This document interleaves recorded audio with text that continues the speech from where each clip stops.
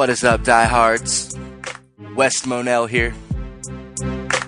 Mr. West in the building for Awol Sports. Cut the music.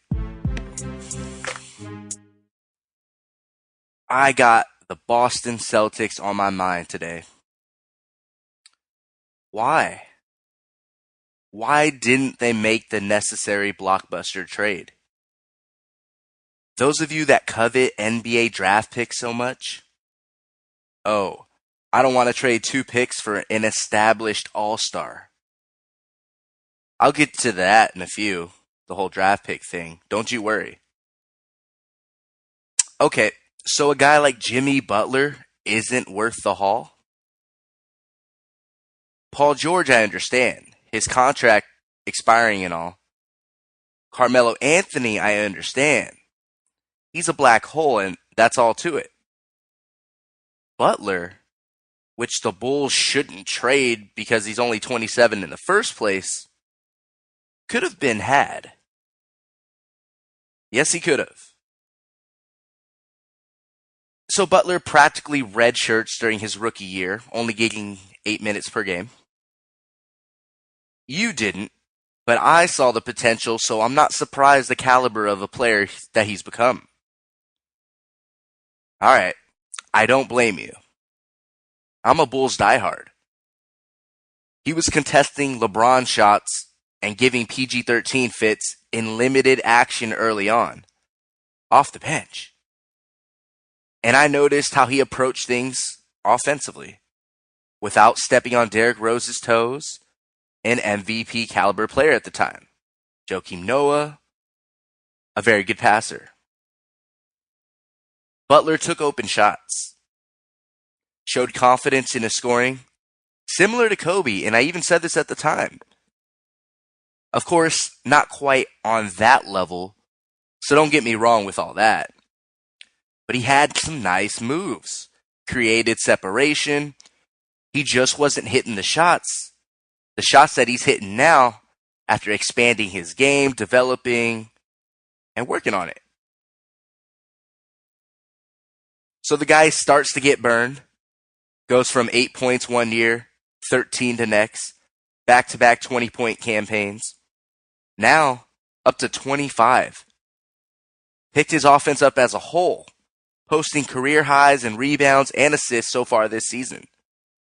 And getting mentored by the great Dwayne Wade. Danny Ainge, the Celtics GM, can't keep these future deals one-sided. He's at the point to where his team is overachieving with the second best record in the East. Good for them. Okay, Chicago used to be that team. Indiana used to be that team. Atlanta 2 seasons ago. Toronto last year. Whether they won the top seed, clinched it in the regular season over the Cavs, or they were the second seed, these teams made the Eastern Conference Finals, and they didn't get the job done. The Celtics should have thought longer and harder about the past several years the East has surrendered to LeBron James. You have to do whatever it takes to get over. Whatever it takes to be great, to be elite. There's some legit questions, like, is Isaiah Thomas going to get run into the ground? He's scoring at a career-high clip. Maybe to stop that from being a complete issue, maybe they feature Al Horford more when it comes to these playoff series. That remains to be seen. Is Butler really not worth draft picks and Jay Crowder? Do you really want to play the long game all the time? Do you really want to play the long game to develop Jaylen Brown, the rookie? I like Crowder. He's a capable two-way player. Stronger on the defensive end. Unselfish. But he's no Jimmy Butler. They may be former teammates from Marquette, but they're on 2 different levels. Can't they see that? Can you see that? I also like Brown. I thought he should have been the third pick of the draft, and the Celtics felt the same way. You may say that Brown isn't much of a factor this season. Sure, he's playing 15 minutes a night and only adds 5 points. But he, just like Ben Simmons and Brandon Ingram, played only 1 year in college. Simmons has yet to make his debut with 20-something games remaining this season. I get it. Simmons is the guy for the future. Compare Brown's 5 points in 15 minutes to Ingram's 8 points in 27 minutes. These three were top picks for a reason. But just because you may not know Brown as well, doesn't mean he doesn't have potential himself. With that said, the Celtics had the opportunity to do what the other Eastern Conference teams, to do what they didn't do. Not only to beef up their current roster and increase this year's chances at dethroning the King and the Cavaliers, but to better position themselves to actually stick around as a contender and as an eventual powerhouse. But no, they couldn't part ways with draft picks. I realize that Crowder has boosted his averages up to 14-5. I'm not discounting his progressive fifth season. Butler drops 10 more points, grabs 1 more rebound, adds 3 more assists per game. And where Crowder is a top-notch defender, Butler would be an upgrade there too. But no. Back to the oh-so-special draft picks that are treated like gold up there in Boston. Let's not even dive into the 2016 draft any further. There's only a small sample size. It hasn't been impressive at the top, and they still have a lot to play and a lot to prove. I think we all understand that. Rewind back to the 2015 class 2 years ago. Karl Anthony Towns, number 1 overall. D'Angelo Russell, Jahlil Okafor rounds out the top 3. We can all see how much of a stud Towns is already. He is.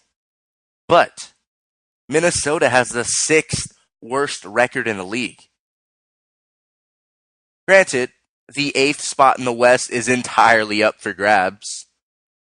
Denver holds that spot right now, and the T-Wolves, they only trail by 3.5 games.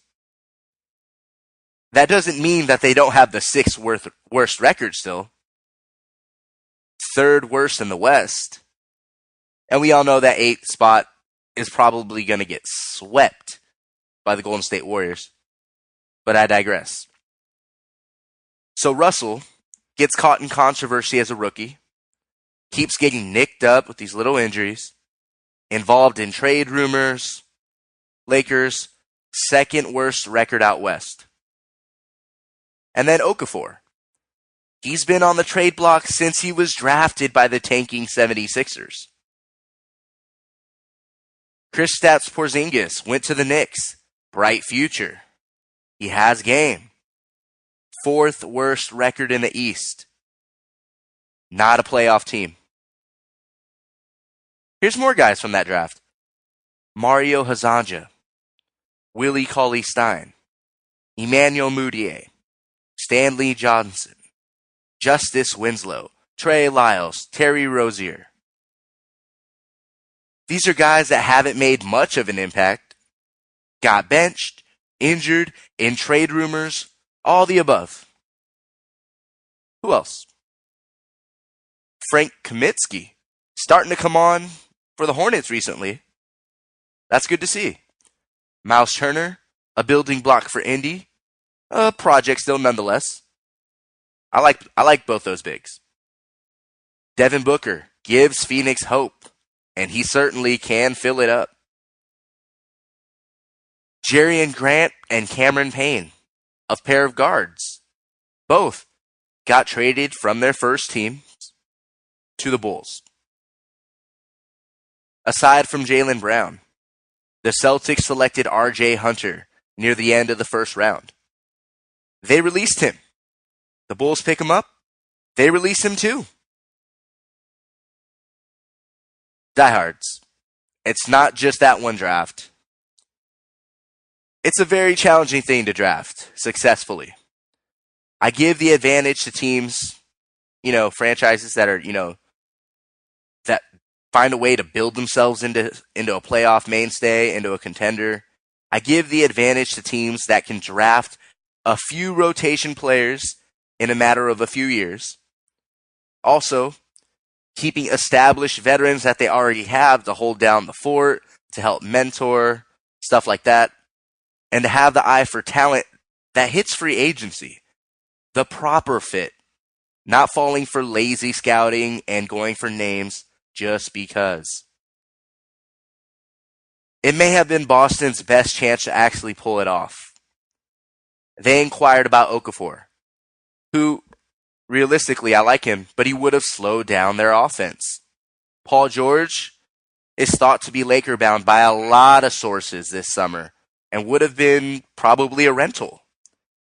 You don't trade a lot of assets away for a rental that you're just hoping stays. Melo shouldn't have even been a real thought in their headquarters. Not for them. Butler was their primary target and the best guy out there that could have been had. Boston got cocky. Nothing got done. They're following what the other teams did, and they won't overcome the Cavs either. I said my piece, but that's pretty much what I came away with in my disappointment with the NBA trade deadline. Is Boston was right there. They didn't make the risk. They didn't do it. They didn't. And they're going to come up short just like everyone else has. Anyways, Mr. West is leaving the building. Have a great Saturday, diehards. Stay up. I'll see you next time.